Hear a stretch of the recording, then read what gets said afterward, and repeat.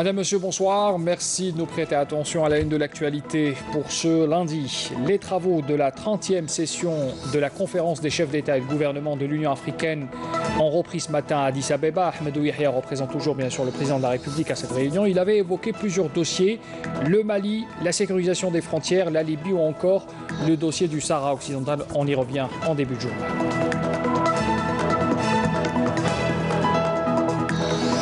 Et puis les travaux de la 30e session toujours de cette conférence des chefs d'État et de gouvernement de l'Union africaine vient d'adopter par consensus une décision de soutien à la relance du processus de négociation entre le Maroc et la République arabe sahraoui démocratique en vue de parvenir à une solution durable à ce conflit.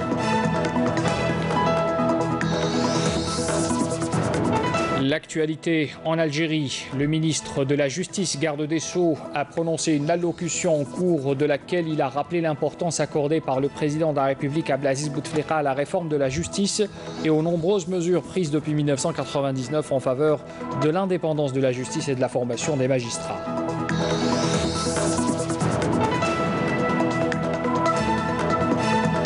Et on parle ce soir également de cette mise au point du ministère de la Défense nationale, le MDN qui annonce ce lundi que la majorité des dossiers de retraités de l'armée nationale populaire déposés au niveau des services spécialisés ont été réglés. Le MDN qui appelle les manifestants à éviter les différentes voies d'expression anarchique et d'adopter le canal officiel représenté par l'association des retraités de l'ANP. On en parle également ce soir. Voilà pour les titres de l'actualité. On commence bien sûr par ces travaux de la 30e session de la conférence des chefs d'État et de gouvernement de l'Union africaine qui ont repris ce lundi à Addis Abeba avec la participation toujours du Premier ministre Ahmadou Yahya. Il participe en qualité de représentant du président de la République. Ahmadou Yahya qui a abordé dans son intervention plusieurs points, notamment le Mali, la Libye, la sécurisation des frontières ou encore le Sahara occidental. On voit cela en détail dans ce compte rendu de Nakhla Lorbi. Au deuxième jour des travaux, le Premier ministre a rappelé l'engagement de l'Algérie à soutenir toutes les initiatives de paix en Afrique, réaffirmant l'intérêt que l'Algérie porte à l'élimination du terrorisme et des réseaux criminels. Ahmadou Yahya s'est d'autre part félicité des avancées indéniables réalisées dans plusieurs régions du continent noir dans le domaine de la paix et de la sécurité, même si, a-t-il souligné, il persiste des foyers de crise et de tension. Il en est ainsi au Mali, avec lequel l'Algérie, sous la direction du président Bouteflika, poursuit une coopération exemplaire dans le suivi de la mise en œuvre de l'accord pour la paix et la réconciliation, accord qui a enregistré des avancées notables, notamment sur les questions institutionnelles et de défense et de sécurité.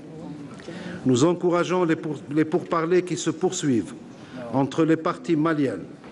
Nous espérons aussi arriver à des solutions rapides en ce qui concerne l'intégration des éléments des mouvements, la mise en place des patrouilles mixtes de sécurité et l'administration des collectivités locales au nord du Mali. À ce titre, nous appelons les mouvements signataires de l'accord d'Alger à s'investir davantage pour diligenter leur contribution à l'aboutissement de ce processus de paix au bénéfice de tout le peuple malien et pour la consolidation de la paix et de la sécurité au nord Mali. Ahmadou Yahya a également rappelé l'engagement permanent de l'Algérie dans la lutte contre le terrorisme et le crime transfrontalier en coordination avec les pays concernés au sein du CEMOC. Concernant la situation en Libye, le Premier ministre a fait savoir que l'Algérie suit de près les développements en cours pour l'aboutissement d'une solution politique à la crise. Une solution qui devra préserver l'unité, l'intégrité et la souveraineté de ce pays frère et voisin, une solution politique qui jettera les fondements de la réconciliation nationale entre les Libyens. S'agissant du Sahara occidental, Ahmadou Yahya a rappelé que l'Algérie fait sienne les conclusions et les recommandations retenues dans le rapport du Conseil de paix et de sécurité de l'Union africaine. L'Algérie considère que l'Union africaine demeure historiquement saisie de la question du Sahara occidental. L'Union africaine demeure politiquement saisie de ce même dossier, conformément aux résolutions pertinentes de l'Assemblée générale des Nations unies. Le Premier ministre a en outre indiqué que l'Algérie formule l'espoir que le nouveau représentant personnel du secrétaire général de l'ONU pour le Sahara occidental bénéficiera de la pleine coopération des deux parties pour le règlement de cette question conformément aux résolutions des Nations unies. On reviendra dans un instant sur cette question du Sahara occidental avec cette adoption par l'Assemblée, donc de la conférence des chefs d'État et de gouvernement de l'Union africaine. Mais avant de passer à ce volet, on parle d'un autre volet qui est très important aussi, l'expérience algérienne en matière de lutte contre la corruption. Le Premier ministre Ahmadou Yahya, toujours à ses travaux du 30e sommet des chefs d'État et de gouvernement de l'Union africaine, a mis en exergue les efforts entrepris par le gouvernement algérien pour lutter contre ce fléau. Une expérience réussie, a encore rappelé Ahmadou Yahya dans son intervention. On écoute bien sûr dans ce commentaire signé Amal Messaïda. Dans un message adressé au sommet de l'Union africaine sur la thématique Vaincre la corruption, une option viable pour la transformation de l'Afrique, retenue pour l'année 2018 par l'organisation continentale, le Premier ministre Ahmadou Yahya a mis en relief les efforts entrepris par le gouvernement algérien en vue de lutter contre ce fléau, rappelant que l'Algérie a été parmi les premiers pays ayant ratifié la Convention des Nations Unies contre la corruption, la Convention africaine de 2006 sur la prévention et la lutte contre la corruption, ainsi que la Convention arabe relative à la même question. S'agissant de l'encadrement juridique et institutionnel de cet effort, le Premier ministre a souligné que l'Algérie s'est dotée en 2006 d'une loi pour la prévention et la lutte contre la corruption et d'un organe national avec un ancrage constitutionnel pour lutter contre la corruption. Le message du Premier ministre souligne enfin que la lutte contre la corruption est étroitement liée à la consolidation de l'état de droit et de la démocratie, de sorte à ce que le phénomène de la corruption recule à mesure de la progression dans l'édification d'un État juste avec des institutions fortes et crédibles. La légitimité du dossier du Sahara occidental avec le règlement de ce conflit qui perdure depuis plus de 40 ans a été donc retenue lors de cette conférence des chefs d'État et de gouvernement de l'Union africaine. Ahmadou Yahya en parlait il y a un instant. Alors cette conférence vient tout juste d'adopter par consensus une décision de soutien à la relance du processus de négociation entre le Maroc et la République arabe sahraoui démocratique, en vue bien sûr de parvenir à cette solution durable à ce conflit qui perdure depuis des années déjà. Amélie Silidir. La conférence de l'Union africaine a réitéré son appel aux deux États membres à s'engager sans conditions préalables dans des pourparlers directs et sérieux, facilités par l'Union africaine et l'Organisation des Nations Unies pour la tenue d'un référendum libre et juste pour la détermination du peuple du Sahara occidental, tout en réaffirmant sa disponibilité à réactiver le comité des chefs d'État et de gouvernement sur le Sahara occidental, institué par l'OUA en 1978.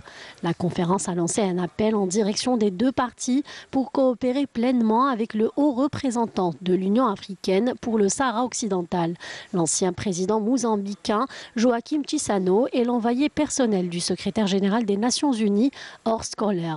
Par ailleurs, la conférence a invité le Maroc en tant qu'État membre de l'Union africaine à permettre le retour de la mission d'observation de l'UA de retourner à l'Aïoun au Sahara occidental et de permettre également un suivi indépendant des droits de l'homme dans le territoire. La conférence a en outre réitéré ses précédents appels, en particulier sa déclaration adoptée lors de sa 24e session ordinaire tenue à Addis Abeba du 30 au 31 janvier 2015 sur le Forum de Crans-Montana, une organisation basée en Suisse, pour que celle-ci s'abstienne de tenir ses réunions dans la ville occupée de Dakhla au Sahara occidental et a appelé à cet égard tous les États membres, les organisations de la société civile africaine ainsi que les autres acteurs concernés à boycotter la prochaine réunion prévue du 15 au 20 mars prochain.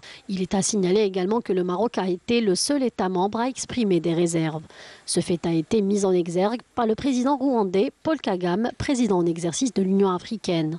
Au cours du 30e sommet de l'Union africaine, le Conseil exécutif a appelé le Royaume du Maroc à faciliter le déroulement de la mission d'établissement des faits sur le territoire du Sahara occidental en application de la décision 689 adoptée par la 20e session du Conseil exécutif de l'Union africaine. Cette dernière a également invité le Maroc à signer et à ratifier la Charte africaine des droits de l'homme et des peuples, outre les instruments pertinents de défense des droits de l'homme. Le Premier ministre Ahmadou Yahya s'est entretenu ce lundi à Addis Abeba avec son homologue de Maurice, Pravind Kumar Jugnauth. C'était en marge de la 30e session ordinaire de conférence des chefs d'État et de gouvernement de l'Union africaine.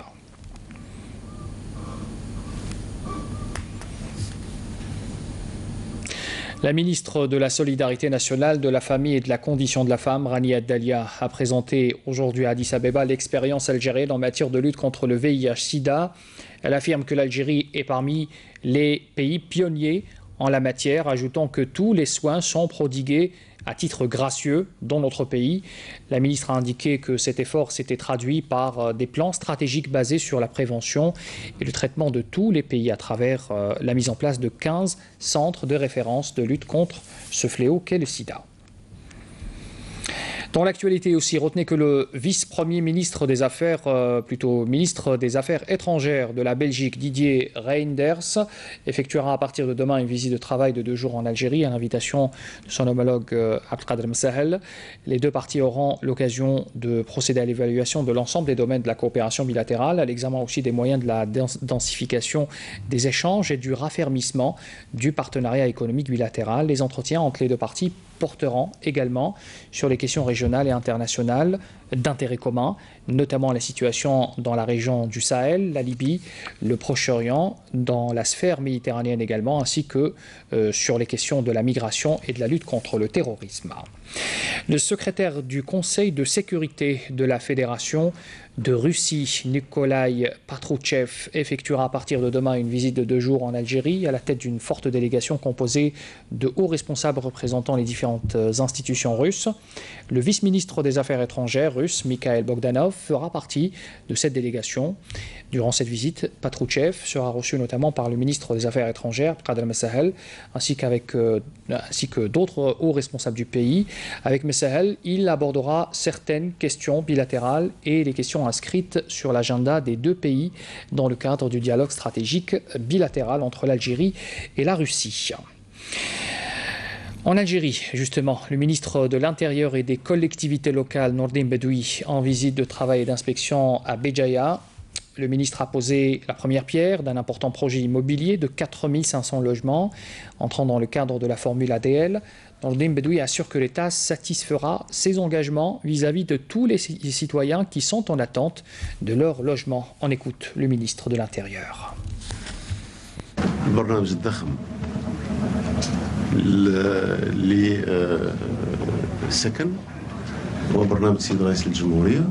Le programme du logement est un projet d'envergure initié par le président de la République et quand ce projet sera finalisé, toutes formules confondues dans la wilaya de Béjaïa, les demandes seront toutes exaucées et les citoyens bénéficieront de leur logement. En visite de travail dans la wilaya de la Rouate, le ministre de la Justice, garde des Sceaux, Taïeb Louh, a prononcé une allocution au cours de laquelle il a rappelé l'importance accordée par le chef de l'État, Abdelaziz Bouteflika, aux réformes de la justice et aux nombreuses mesures prises depuis 1999 en faveur de l'indépendance de la justice et de la formation des magistrats. Abdelhalim Yaïch.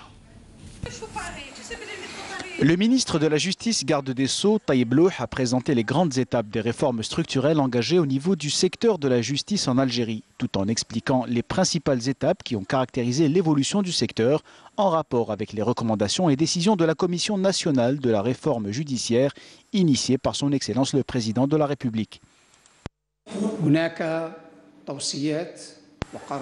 Il y a des recommandations et décisions de la Commission nationale de réforme de la justice qui remontent à l'année 1999, qui a été initiée par son Excellence le Président de la République. L'ensemble de ces décisions et recommandations ont été mises en application aujourd'hui. Le Président a particulièrement insisté sur la justice, sur le pouvoir judiciaire qui préserve la société de la fitna, qui sème les graines de la confiance et la sécurité dans la société. C'est le dernier recours pour les citoyens, pour les Algériennes et Algériens. C'est pour cette raison que nous avons beaucoup insisté sur l'indépendance du pouvoir judiciaire, sur la formation des juges, sur les réformes des lois, afin qu'elles soient des mécanismes supplémentaires pour la garantie des libertés et des droits des citoyens. L'intervention du ministre, qui a eu lieu face aux représentants de la société civile et des notables de la région, a été l'occasion de rappeler l'importance des acquis obtenus.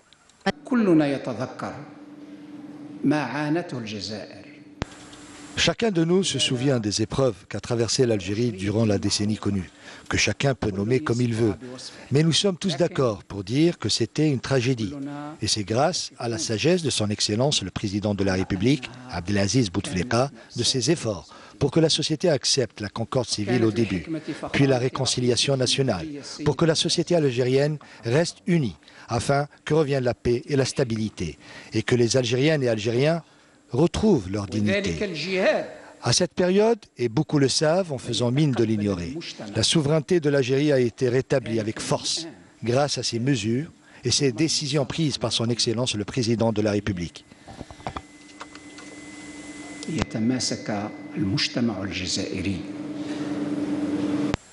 À la clôture de la rencontre, les notables de la droite et les représentants de la société civile ont honoré le président de la République Abdelaziz Bouteflika en reconnaissance pour ses efforts, pour ses réalisations et ses promesses tenues envers la région. Clôture de la 12e foire internationale de Bamako, le FEBAC, où l'Algérie a été l'invité d'honneur, présente avec 89 stands, dont le plus important était le stand du ministère de la Défense nationale. La foire qui a débuté le 13 janvier et qui a vu l'industrie nationale mise en avant, notamment l'industrie militaire, durant 17 jours. Le stand algérien a connu une affluence exceptionnelle de la part des visiteurs curieux de découvrir les différents produits de la direction de l'industrie militaire algérienne, conquis et satisfaits de la qualité de produits exposés, produits qui contribuent dans le développement des autres entreprises algériennes en renforçant la production nationale et en diversifiant nos sources de revenus. Après avoir franchi de grands pas dans le domaine de la production, voilà que les industries militaires dans toutes ses composantes se lancent aujourd'hui dans la découverte des marchés extérieurs en participant pour la 2e fois, il faut souligner aussi, dans une foire internationale après la foire de Nouakchott. C'était en avril dernier.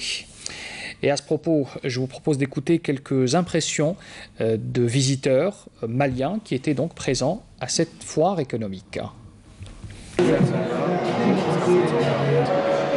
Sans plaque céramique, c'est niveau 2. Et avec plaque céramique... Cette exposition de qualité nous permet non seulement de prendre la mesure des efforts consentis, mais aussi de l'ambition que le vice-ministre de la Défense et chef d'état-major général des armées a pour les armées algériennes, parce que nous sommes une armée qui est en construction et nous voulons bénéficier de l'expérience et de l'expertise de l'armée algérienne. Nous n'allons pas chercher ailleurs. Je tiens également à remercier sincèrement l'État algérien pour avoir accepté d'être l'invité d'honneur de cette foire. Et tout cela témoigne de la bonne santé, de la coopération entre le Mali et l'Algérie. Donc nous vous remercions sincèrement. Vous êtes venus chez vous, faites comme si vous êtes des Maliens. Et je souhaiterais aussi qu'à chaque foire, en dehors de cette foire, que l'armée algérienne participe à la foire FEBAC. C'est tous les 2 ans et Inch'Allah, nous allons vous inviter. On parle également ce soir de cette mise au point du ministère de la Défense nationale. Le MDN annonce que la majorité des dossiers de retraités de l'armée nationale populaire déposés au niveau des services spécialisés ont été réglés, appelant les manifestants à éviter les différentes voies d'expression anarchiques et d'adopter le canal officiel représenté par l'association des retraités de l'ANP. Le MDN a tenu à apporter les éclaircissements concernant ce dossier, en précisant que le haut commandement de l'armée nationale populaire a donné depuis 2013 des instructions à ses services spécialisés à travers les différentes régions militaires. Ceci a permis la régularisation de la majorité des dossiers déposés, assure encore le MDN. Le ministère relève également que l'infiltration d'individus n'ayant aucun lien avec ce dossier et voulant introduire leurs revendications parmi celles des catégories concernées alors qu'elles s'inscrivent dans des catégories des radiés, des rangs de l'ANP pour des raisons disciplinaires et judiciaires et qui ont fait l'objet de jugements prononcés à leur encontre à titre définitif. Le ministère relève aussi à ce propos l'apparition de plumes s'autoproclamant défenseurs des préoccupations des éléments de l'ANP avec l'intention de manipuler ce dossier à des fins personnel à cet effet. Et outre ce qui a été réalisé jusque-là, le ministère de la Défense tient à rappeler que les services et bureaux spécialisés demeurent mobilisés pour la réception des différents dossiers émanant des retraités de l'ANP dans leurs différentes catégories, j'y arrive, et ce conformément au règlement et des lois en vigueur en vue d'une meilleure prise en charge sociale et médicale, assure encore ce communiqué du ministère de la Défense nationale. Un autre communiqué du MDN nous informe ce soir à propos des 2 terroristes parmi les 8 abattus à Khenchela par un détachement de l'armée nationale populaire. 2 nouveaux terroristes ont été identifiés. 4 avaient été identifiés auparavant. Alors il s'agit ce soir, en l'occurrence, du dangereux terroriste S. Adel, Saadel dit Oussama, qui est activé au sein des groupes terroristes depuis 2009 et qui était en charge des explosifs. Et puis, il s'agit aussi de Y. Jamaldin, alias Aboul Hassan, et qui avait rallié les groupes terroristes en 2013. Dans le même contexte, on apprend également qu'un autre détachement de l'ANP a détruit à Batna 4 casemates contenant 4 bombes de confection artisanale, des outils de détonation et puis un lot de médicaments également découverts. L'actualité aussi, on parle ce soir de cette plaque commémorative de l'attentat qui avait ciblé en 1973 le consulat général de l'Algérie à Marseille.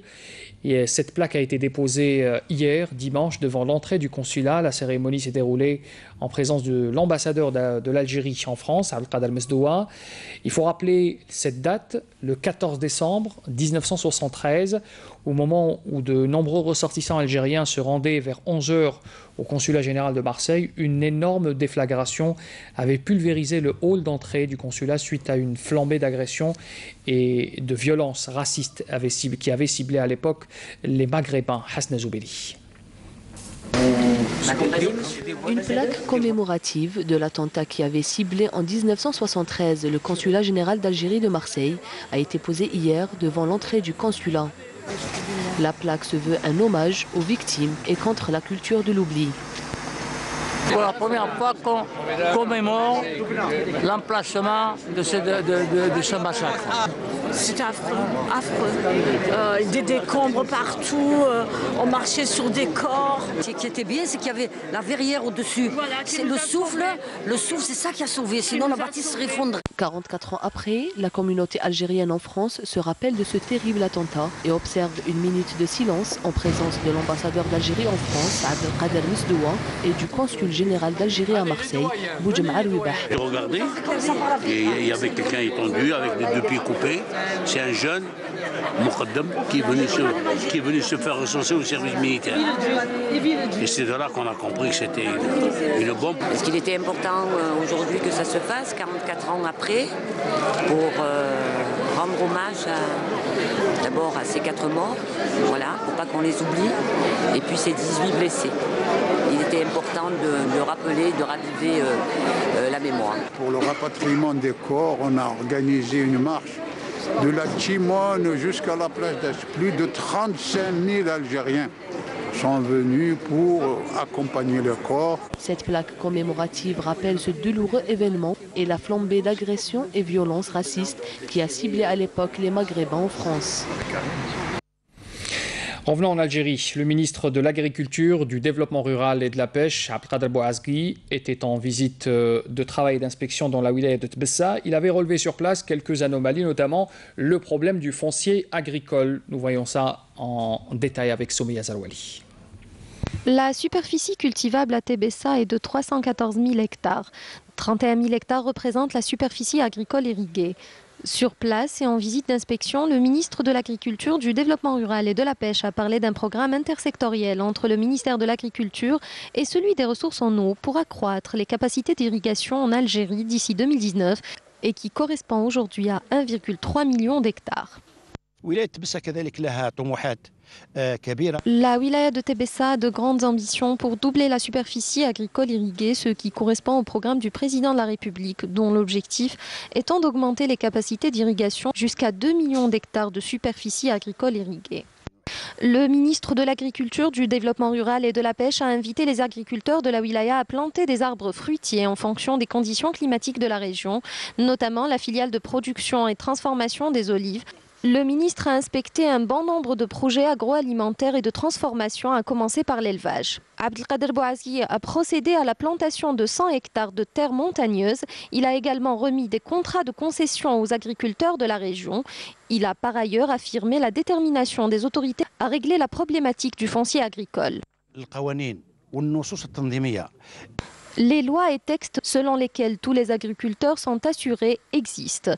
Les autorités au niveau de Tbessa et les autres wilayas sont à pied d'œuvre pour régler cette problématique. Toutes ces mesures visent à encourager l'investissement et le développement agricole pour assurer l'autosuffisance. Direction la commune de Matra, dans la wilaya Tizi Ouzou, où les huileries traditionnelles existent toujours. Leurs propriétaires tiennent à ce que ces huileries, gardent leur cachet authentique qui, selon eux, produit une huile d'olive de meilleure qualité. Samia Bouarour l'a constaté sur place dans ce reportage. Le son des meules en pierre retentit toujours au village de Matra. Ici, les huileries traditionnelles se font très rares. Dans cette région d'Aït-Ahmed et Tamalda, certaines familles perpétuent ce savoir-faire ancien pour l'extraction de l'huile d'olive. Les huileries traditionnelles, malheureusement, sont en voie de disparition. On en voit encore quelques-unes, parmi elles, celles où nous nous trouvons aujourd'hui. Il n'y avait plus traditionnel que ça, puisque dans l'ancien temps, c'était le cheval qui tournait les meules. Aujourd'hui, c'est à partir d'un moteur. Ali transporte sur son épaule environ 25 kilos d'olives. Un travail difficile, pénible parfois.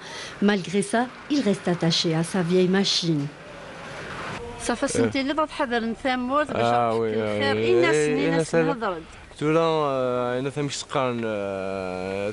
Il faut retourner à la terre, il faut cultiver sa terre. Moi, je prends soin de mes oliviers pour avoir une huile de qualité. C'est vrai qu'une huilerie moderne peut bien me faciliter la tâche, mais je tiens trop à ma huilerie à meule. Même si le rendement est peu, je ne veux pas la moderniser. D'après ses connaisseurs, l'huile qui est pressée grâce à ces scourtins disques, appelés fisnacine, est d'une qualité exceptionnelle. Regardez cette huile, elle est épaisse, son odeur est forte et sa couleur tend vers le jaune. C'est comme ça qu'on reconnaît une bonne huile. Elle est pressée à l'ancienne, donc c'est la meilleure. La Grande Kabylie compte aujourd'hui qu'environ 12 huileries traditionnelles qui témoignent d'un grand savoir-faire de nos aïeux. Puis on parle également des pépiniéristes algériens qui se professionnalisent dans le domaine des plants d'arbres de différentes espèces. Bien sûr, à Boufarik, par exemple, un agriculteur est devenu une référence au niveau national en fournissant des plants d'arbres de qualité à ses clients. Marie Moussaïd l'a rencontré dans sa pépinière. Reportage. L'heure de planter les arbres fruitiers est arrivée. Les agriculteurs sont venus de toutes les régions d'Algérie pour acquérir des arbres greffés prêts à constituer de nouveaux vergers. جيت من بويرة جينا ندو الشجرة شجرة البعويدة مشماش تفاح الخوخ باش نبيعوا للناس تما ويزيدوا هما يغرسوا وحنا نغرسوا ثاني. La garantie de la variété est primordiale. La pépinière de Abdallah propose plus de 40 espèces et variétés d'arbres fruitiers. Olives, pommiers, citronniers, amandiers et bien d'autres. Les arbustes ont été greffés il y a 2 ans et prêts à partir vers d'autres terres. نقولوا الدولة تاعنا كي حبست هذا لامبورطاج ما تجيبش تصدر حاجة مليحة بالبزاف خاطش علاه تولي لو كان يجيب لك شجرة من الخارج يجيبها لك تسوى 150,000 ولا 120,000 والشجرة تاعنا خير فهمني الشجرة تاعنا خير نورمالمون شجرتنا هي اللي تسوى 150,000 باسكو الشجرة تاعنا هنايا هي لا ميور. صافي انت درك هنا تخدم غير لا فاريتي لوكال تاعنا ما نخدمش انا تاع الخارج نخدم سلعتنا باسكو على بالك دي فوا يجوا ناس كاين اللي نوري لهم نقول له ما تغرسش السلعة هذيك نقول له تغرس السلعة تاعنا. Produire et promouvoir les variétés locales, c'est le but de tous les professionnels de cette région. C'est la fin de ce journal, le rappel des titres avant de vous quitter bien sûr. Les travaux de la 30e session de la conférence des chefs d'État et de gouvernement de l'Union africaine ont repris ce lundi à Addis Abeba. Ahmedou Yahya, représentant le président de la République, a évoqué plusieurs dossiers, le Mali, la sécurisation des frontières, la Libye ou encore le dossier du Sahara occidental. Les travaux de la 30e session de la conférence des chefs d'État et de gouvernement de l'Union africaine viennent d'adopter par consensus une décision de soutien à la relance du processus de négociation entre le Maroc et la République arabe sahraoui démocratique en vue de parvenir à une solution durable à ce conflit.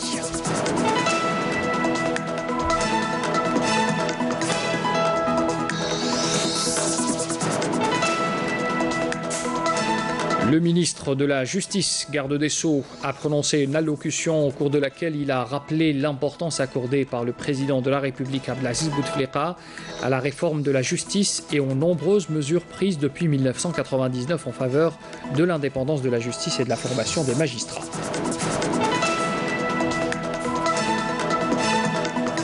Et puis nous avons parlé également ce soir de cette mise au point du ministère de la Défense nationale, le MDN, qui annonce que la majorité des dossiers des retraités de l'armée nationale populaire déposés au niveau des services spécialisés ont été réglés. Le MDN appelle les manifestants à éviter les différentes voies d'expression anarchiques et d'adopter le canal officiel représenté par l'association des retraités de l'ANP.